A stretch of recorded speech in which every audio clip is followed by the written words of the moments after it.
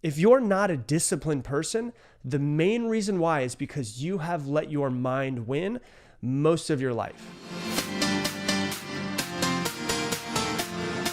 Today, we're going to be talking about how to stop procrastinating.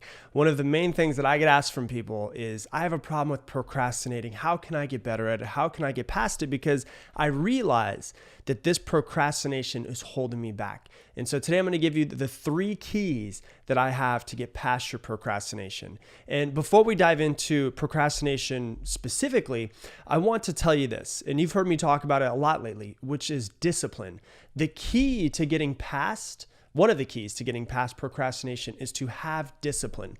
Discipline is something that you're not born with. It's something that you train into yourself. Just like you're not born with massive muscles, you have to go to the gym and train yourself to actually get the muscles that you want. Discipline is like taking yourself to the mental gym and training your mind to grow so that you can have the discipline that you need to do to get whatever it is that you need out of this world. So there's 2 parts to that as we're diving into it. The procrastination part number 1 is get past the procrastination of starting something, which is really hard for a lot of people. And then the second part is finishing, which is actually the harder part for most people. So we're going to talk about starting and how to have the discipline to start the thing that you need to finally start to create the life that you want or whatever it is you truly want. And then we're going to talk about the discipline to actually finish the things that you need to finish. And so the 3 keys are this. The first key, and probably the biggest key that I have for you around procrastination in general, is this. Do not negotiate with your mind. Your mind, I always tell people, the best salesperson in the entire world is you talking yourself out of why you don't need to do something. The best salesperson in the world is you when your alarm goes off in the morning, even though you consciously, fully awake, set that alarm clock knowing that you needed to wake up at that time. But it's you hearing that alarm clock and negotiating with yourself as to why you need to stay in bed later. That's the best salesperson in the world.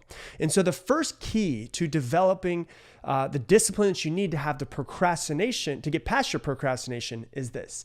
You cannot, absolutely not, negotiate with your mind. If you're not a disciplined person, the main reason why is because you have let your mind win most of your life. And now it's time to not allow that to happen anymore. It's time to not negotiate.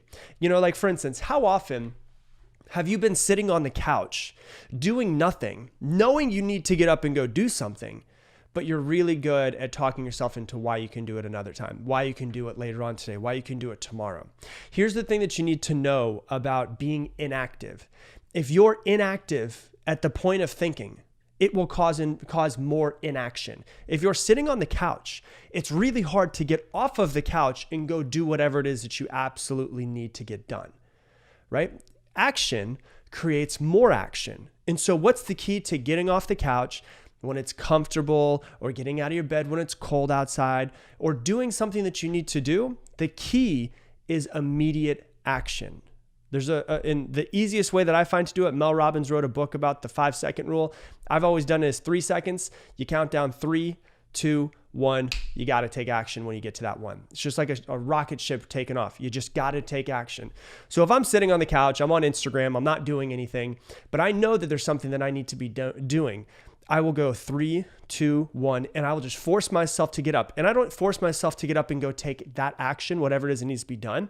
I just force myself to physically get my body up and moving.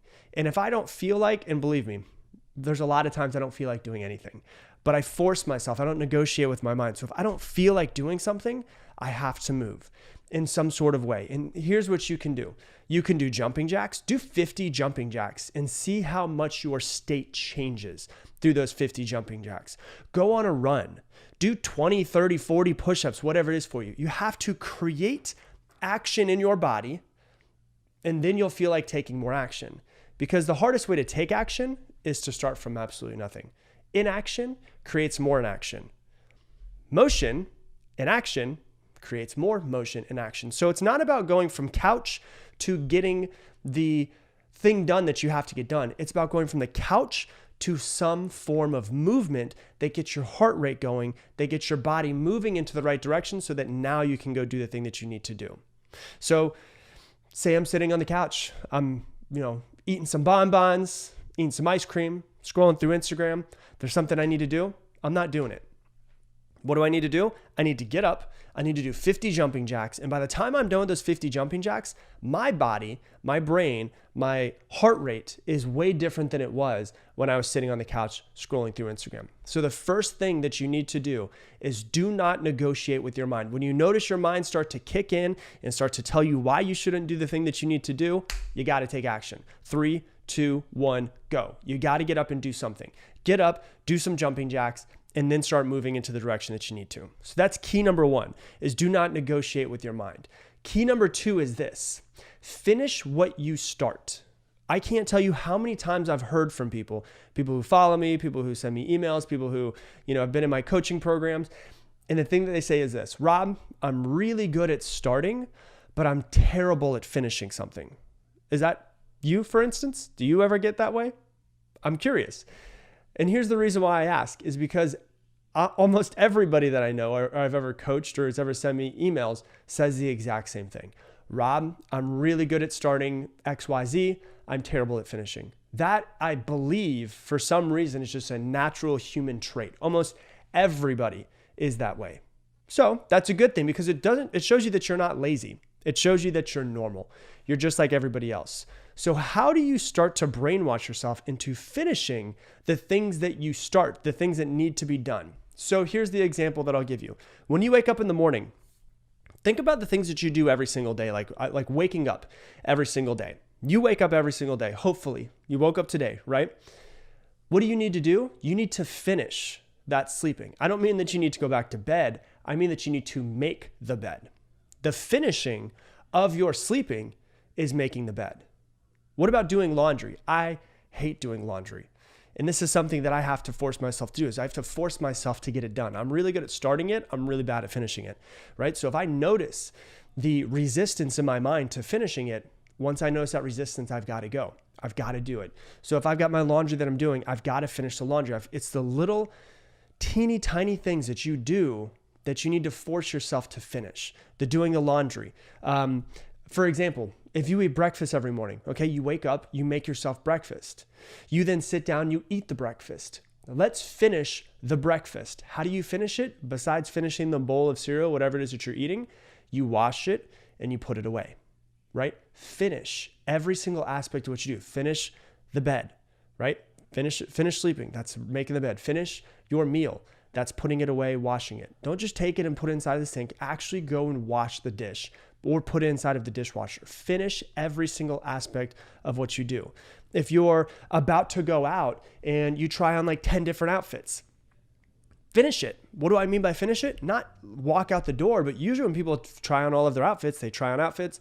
This one doesn't work, they throw it in the bed. This one doesn't work, they throw it in the bed. This one doesn't work, they throw it in the bed. And then they walk out and they leave all of them on the bed. No, you need to take every single outfit, every shirt, everything that you're wearing, and put it back where it was. You have to finish.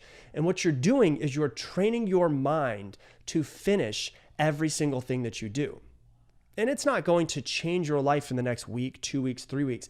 But in the next 6 months, what you'll notice is that you've developed discipline to do the little teeny tiny things.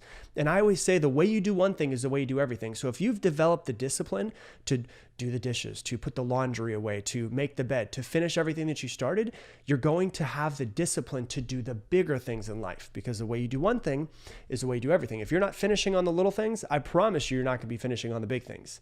If you finish on the little things, it's going to be easier for you to finish on all of the things that you do. Every single thing that you do. It's the discipline that you have to develop. People always say, but I'm not disciplined. And the reason why you're not disciplined is because you haven't trained yourself to be disciplined. It's just a bunch of little teeny tiny actions. And what you'll notice is that discipline is a skill that you develop. It's not something that you're just born with. And so if you do all the little tiny things, it'll make it easier to do the big things. So that's number 2. So number 1, don't negotiate with your mind. Number 2, finish what you start. And number 3, always do more than you said that you would do. Okay? So don't just finish something. Do more than you anticipated. Do more than you said that you would do. And if you've listened to my podcast or watched these YouTube videos for a while, what you know is that I've kind of had this awakening of this about 3.5, 4 years ago when I was at the gym. And I was at the gym, and you might have heard this story before, but I was on the treadmill warming up at an incline for 10 minutes. And I got to 9 minutes and 50 seconds, and I thought, okay, I'm done. I can turn it off. And then lo and behold, something clicked inside of my head, and I went, hold on a second. I'm about to stop right before I'm supposed to be done. So if I'm stopping just short of my goal here at the gym, I'm probably stopping short of my goal in many other places in my life. And so I thought to myself, instead of stopping at 9 minutes and 50 seconds when I wanted to go to 10 minutes, I'm going to go past it. I'm going to do 10 minutes and 30 seconds. I'm going to do 11 minutes. I always like to try to think of whatever it is I'm doing, try to do at least 10% more. So you're training yourself to start, you're training yourself to finish, and you're training yourself to do more than you actually planned on it. This is how you develop willpower. This is how you develop your discipline. This is how you get past procrastination. So if you say, you know what, I'm going to go run a mile, and when you get to that mile, push yourself an extra 10%. Go 1.1 miles. Go a little bit more. If you're in the gym and you want to do 10 reps of your bench press and you get to 10, push past it. Do 11. Do 12. Do just a little bit more than you originally said that you were going to do. You know, if you wanted to do 10 reps and you could do more than those 11 or those 12, do 20 reps. Just show your mind that you are not going to negotiate with it, that you're going to finish, and that you're going to do more than you said you were going to do. If you were going to go in there and lift 25 pounds to do some curls, you know, go in there and see if you can lift 30. Do whatever you can to do more on every single action that you have. Because here's the 3 keys. Number 1, don't negotiate with your mind. Get up and do it. Number 2, finish what you start. Number 3, do more than you said you were going to do. And what you'll realize is this: you will not procrastinate as much because you've developed the discipline, you developed the willpower, you developed the skill that you need to push yourself past the point of giving up.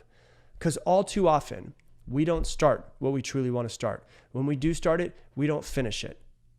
Imagine if every action that you took that was meaningful to you in your life, not only did you start, not only did you finish, but you went over and above what you said you were going to.